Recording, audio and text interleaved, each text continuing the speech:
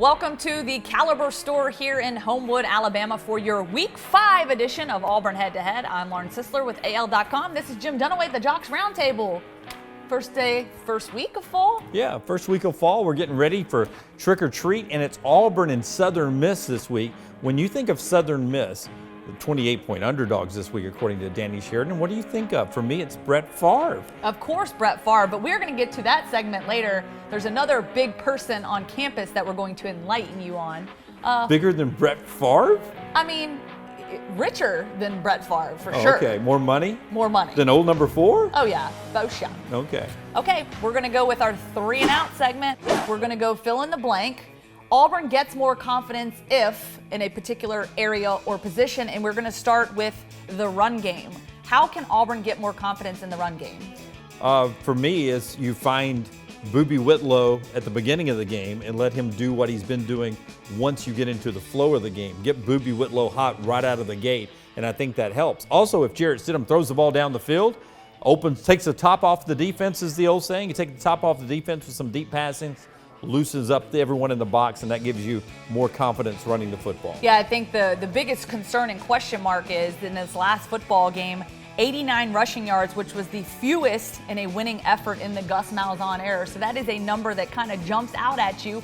I couldn't agree more. You got to get the ball to Boobie Whitlow. Cam Martin, obviously a discussion being had about him potentially transferring. He had a meeting with the coaches. They've decided to stay. I anticipate that we'll see him getting more carries as well. That went up this week. He had 8 carries. We'll see how that transcends. And I think that they will get more confidence that they can get some push early in the game.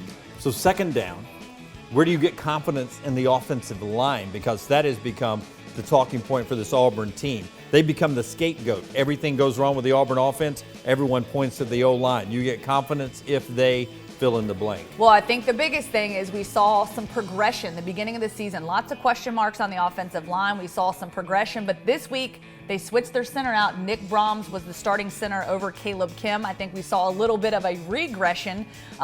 They got to protect their quarterback. That's first and foremost. Give him time to throw the ball, get some explosive plays downfield, and then open up the gaps to run the football. Yeah. That's how they get more confidence. Yeah, great example on Nick Brahms. It's the quarterback of the offensive line. When you're the new center, you've got to make all the calls for the guards and the tackles. So the blocking scheme up front, being a first-time starter up there, making the switch there, that was a huge sort of snow globe, shaking up the snow globe effect for that offensive line.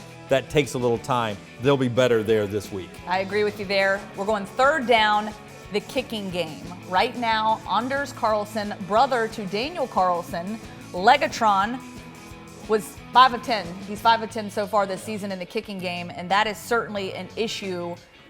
What do they need to do to get more confidence in their kicking game? Well, some of those kicks have been long kicks, so you can't fault him for missing 5, all of them, but some of them have been makeable. Here's the deal. Gus has got to stop doing whatever he is doing after first touchdowns in some of these games, running the swinging gate. Run out there, kick the extra point, take your point, make it 7-0 instead of 6, and you messing up the extra point. The second thing, there's been a couple of games, the LSU game and the last game, where you've gone for it in easy field goal range, and you've gone for it on 4th and 1 and not been able to pick up 1 yard, leaving points on the board. Those are other easy, short field goals and extra points that only builds up the confidence of the freshman who's trying to live up to the Carlson name, which isn't easy to do at Auburn. Let him make those easy extra points early. Gets him into the game. Let him make the easy field goal in the big game against LSU. That helps his confidence. You can do that confidence-wise through your coaching. So just ease up a little bit on some of the signature moves and let him kick. I think the expectations are at an all-time high, as you said, following in the footsteps of his brother. You have to keep in mind, too, when you see that line dropped on the field, the comfort level of where Daniel Carlson was, it was as far as 60 yards out. And this kid's trying to boot, 52, 53, 54 yards. Pump the brakes a little bit. Give this kid a chance to get out there, get into a rhythm, as you said, and I think that can build confidence in his kicking game, because I think the kicking position is definitely underrated. This week's big person on campus comes with a bit of controversy. As we alluded to at the beginning, it is not Brett Favre, because I know everybody's going to say that's your big person on campus, but actually number 2 on a lot of the list, it's to be argued, that went to Southern Miss is Jimmy Buffett. Yeah. But here's the argument, because he actually went to Auburn Yeah, for a little bit. For a little bit, but Right. ended up at Southern Miss. And do you know why he ended up at Southern Miss? Because he stepped on a Pop-Tart? No, a Pop-Top? Pop-Tart. I don't even get the lyrics right. You want to start that segment over? No, that was good. Let's just keep rolling. Okay. Maybe he stepped on a Pop-Top at Auburn and had to leave school? So Auburn fans and Southern Miss fans claim him because he obviously started at Auburn, flunked out, went on probation, got his act together at community college, graduated from Southern Miss. But oh, by the way, he spent a lot of time going to class and traveling to New Orleans so he could be part of the band, also known as Upstairs Alliance. So how many times have you seen Jimmy Buffett in concert? I've seen him 2 or 3 times in my life. It's been a long time. That would be zero. I do love his restaurant, Margaritaville, because they have the best nachos on the planet. Stack that high? Incredible. What's your favorite Jimmy Buffett song? Okay, so people will argue me on this. I actually had this argument in the newsroom one day. I like the Pina Colada song. It is a remake, but Jimmy Buffett remade the Pina Colada song, and it's my favorite. Even though I don't like pina coladas, I'm not a pineapple person, and whatever, but whatever. Cheeseburger in paradise for me. I like a good cheeseburger. Or Pirate Looks at 40. I too think a lot of us have made a lot of money and thrown it all away again.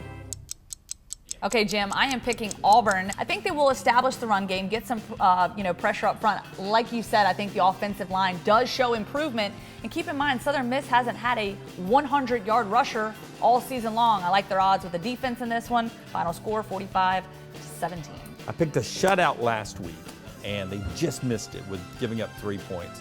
So I'm going to go shutout this week, and I'm going to say the final score is 34-0. It was 34-3 last week. I'll go 34-0. Nick Mullins, by the way, used to quarterback at Southern Miss, is the backup quarterback now for the San Francisco 49ers. He's a local guy, played high school football in Central Alabama. He is a local guy. That's awesome stuff. I know we're a little off on our picks this week. I have 17 points on the board. I don't know. Maybe I'm just a little too optimistic for Southern Miss. The Auburn defense. Kevin Steele seemed like he's in a bad mood this week. He did. And I think the Auburn defense will be in a bad mood.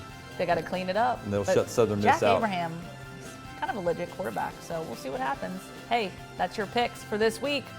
So long for now. The official news exit. So long for now. This video was brought to you by Caliber, a luxury store in Homewood, Alabama that's reviving the finer things in hunting and fishing.